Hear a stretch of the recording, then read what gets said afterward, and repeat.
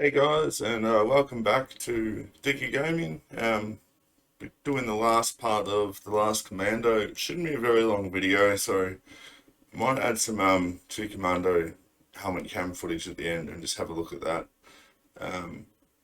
But yeah, as always, check out the information below for my Discord, my Twitch channel. I'll also put Cam's Cause, Doug Bird's charity named after his son down there. So yeah, let's watch the end of this video and have a chat. Alright guys, so we're starting off a little bit before where we left off. Yeah, it's not too long to go, but as I said, I'll probably pause it and add some Commando combat footage into that, just so we can see exactly how these guys operate and why they were so highly coveted in the Afghanistan war. Let's start it. The day after Cam was killed, his team members approached me and said, "Oh, we need to have a chat about Cam's actions yesterday." And I knew from exactly what they were telling me that this had to go somewhere. For a third time, Corporal Baird selflessly drew enemy fire away from his team and assaulted the doorway. And to write up a VC citation for an Australian soldier, without a doubt, is one of the most humbling experience that I'll experience in my lifetime. And I was just going to say too, I mean, these guys have seen pretty much everything you can see in combat. So for them to come to their commander and ask for a citation for Cameron would be very humbling. Obviously, it's not an everyday occurrence that someone does that.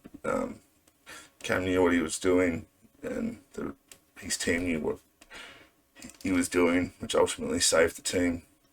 One of the pinnacles of my military career. This one was from Heath, another school friend. I was very sad and upset to hear of Cameron's passing. He was and always will be one of the good guys and one of the most genuine and fair blokes I have ever met. I've got to stop there and say too, when a soldier dies, it's not just his military friends and his family that hurts. It's, I think the military in whole sort of hurts a little bit, and all his civilian friends, you know, throughout his life, you know, they're all affected as well. War is horrible for that. A single death affects many people. Yeah. I won't forget him. We were just trying to get our lives back together again when we received, a few months down the track, a phone call from the Chief of Army saying that he wanted to meet with us.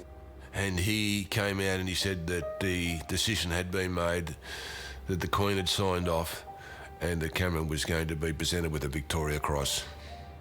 We were just overwhelmed, felt ecstatic because we thought this is a great honour. So we had to act. You'd almost feel a little bit weird knowing that, I suppose it would be a good thing knowing that your son achieved something pretty heroic for his death. But at the same time, it doesn't bring your son back. Actually fly straight down to Canberra, but we weren't to say a word to anyone. It was totally a secret. We'll just break out of there because the Prime Minister has just stepped up in federal Parliament. To solemnly inform the House, in the presence of family and our military chiefs, that the 100th Victoria Cross has been awarded to an Australian. We were up training and our sergeant has come in and said, "Everyone down to the TV now." This award is to the late Corporal Cameron Baird. The noise that we made when we saw the announcement up there was it's a concrete building, but I'm pretty sure it shook. It was a really big moment to find out that he'd been awarded a VC, because there was no one more deserved, I don't think. Your Excellency, to be posthumously awarded the Victoria Cross for Australia. So I think this is that big medal there. It's the Governor General. It's a Order of Australia medal, but it's one of the higher up ones. Similar to what Doug Bird, Cameron's dad, has. Corporal Cameron Baird.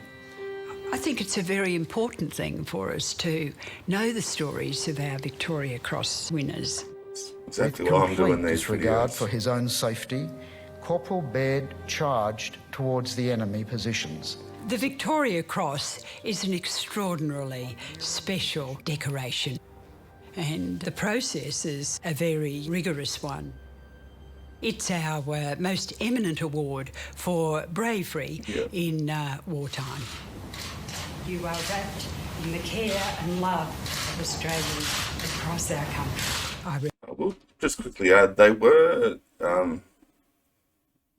talks of adding wounded in action, severe wound and killed in action medals for the families, which I don't know how I feel about that. What do you guys think? I suppose it would be nice for the family to have something to remember their son by, in a good light. Yeah, it's a bit of a funny one. What do you think? Let me know.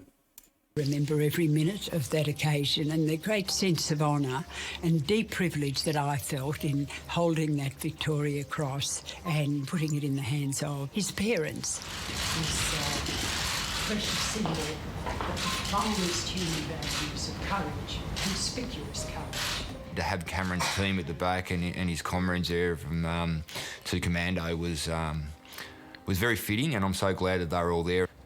We've seen the VC as something that it's equally shared amongst all the boys in 2nd Commando, and we wanted to make sure that they knew we were sharing the moment with them.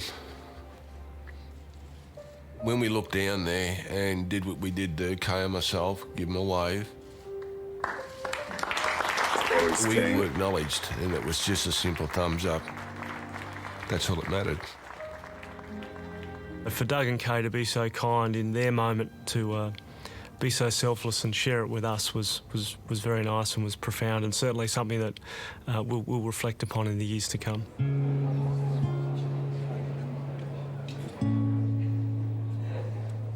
This is at the Australian War Memorial, so all the names of any dead, killed in action soldiers are on the walls here. For anyone that hasn't been there, I suggest going to have a look. It's pretty amazing there. But yeah. Family, I think we're doing okay. We're probably in a much better place than what we were a few months. And the poppies are obviously go all the way back from World War One, Armistice Day. You can see there they've put poppy for Cameron Baird in there, which is what we do at the War Memorial here in Canberra. Months ago, we feel for the other families, those other soldiers, and not only the ones who have been killed, but the injured ones. I do wonder, what will happen when all the troops come out? Will it go back to the way it was? Was it all for nothing? I would like to think that it's not all for nothing. I'd love to see what they think now.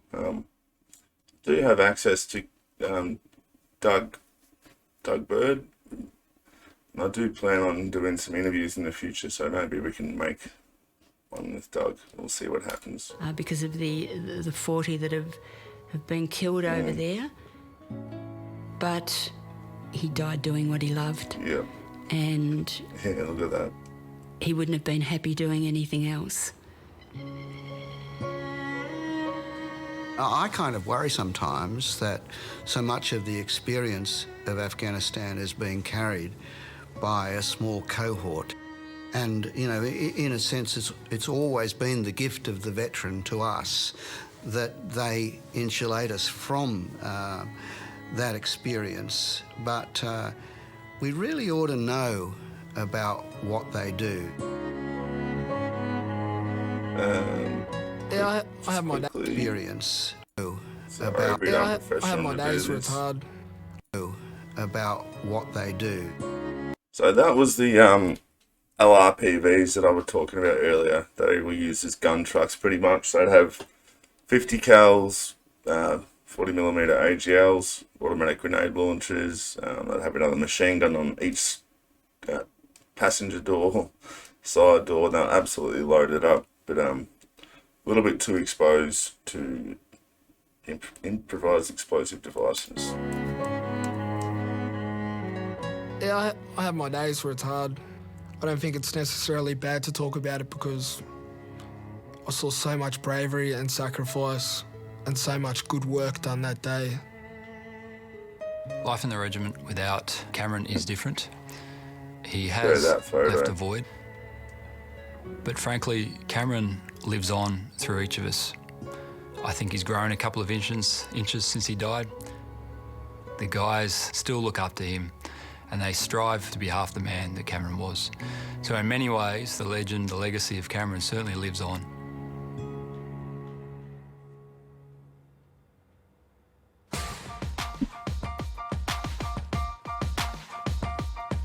Good artwork, obviously.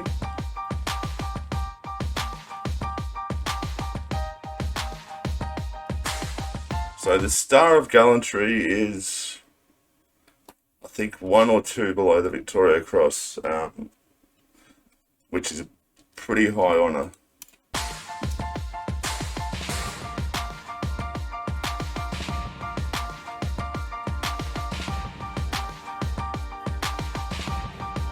Yep.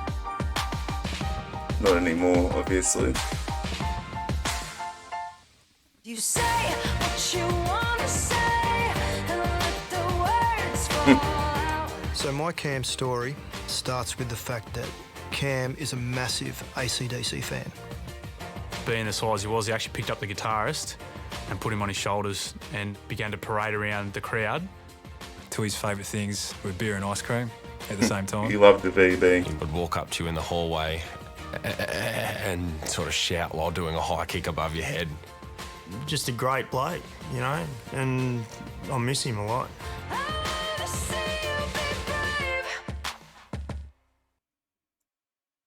Righto, guys, that was the end of the last Commando series and the end of Cameron Baird's story.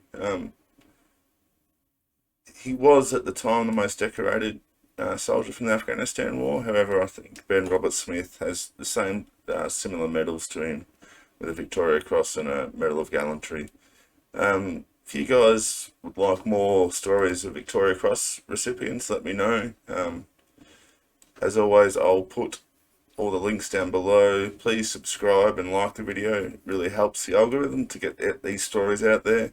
And yeah, because the video is a little bit short, I'll add some combat footage from helmet cams from our soldiers over there, just so you can get an idea of the work that they were doing. I will commentate on that, but I won't do an outro. So until next time, see you then.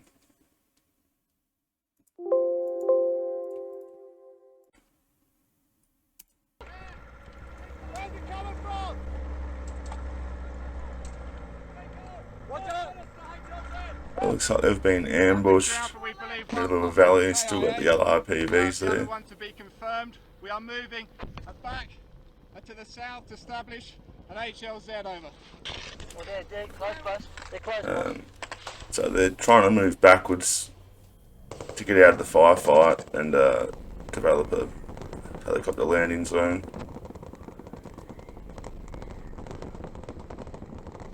Not a good place to be in the middle of 2 mountains.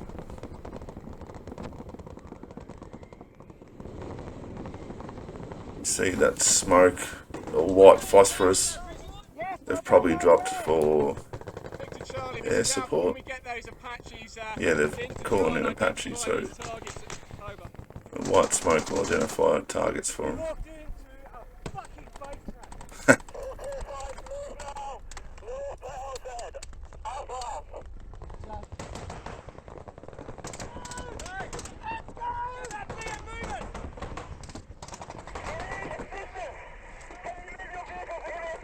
You can see there just how loaded up these gun trucks are. Lots of firepower, just lack the defense.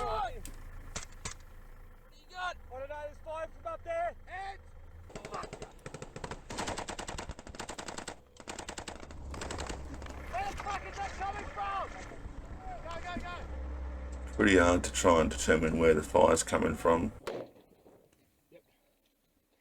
Right, so they're compound now.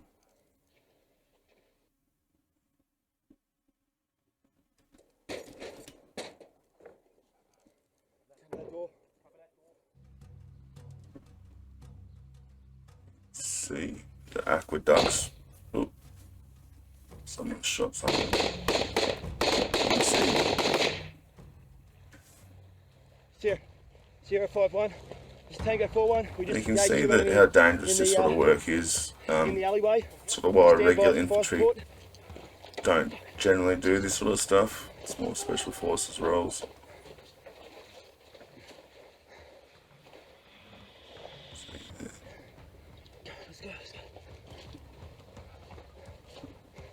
But I thought this would be a good example to show you just how the units work. Looks like an Afghan commando. Where? Say again.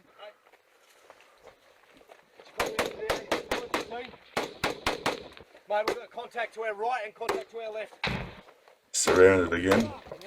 The amount of times these guys got ambushed and surrounded, it's ridiculous. Straight through this way. Come back, Brandon. You cover right, mate. I've got one. Can I? Right, start breaking back and we'll turn down the right. Again, not an ideal spot to be. We've got someone watch our rear. Yeah, we've got more deck around our rear too. Roger. We've got two teams moving from right to left. Go, covering.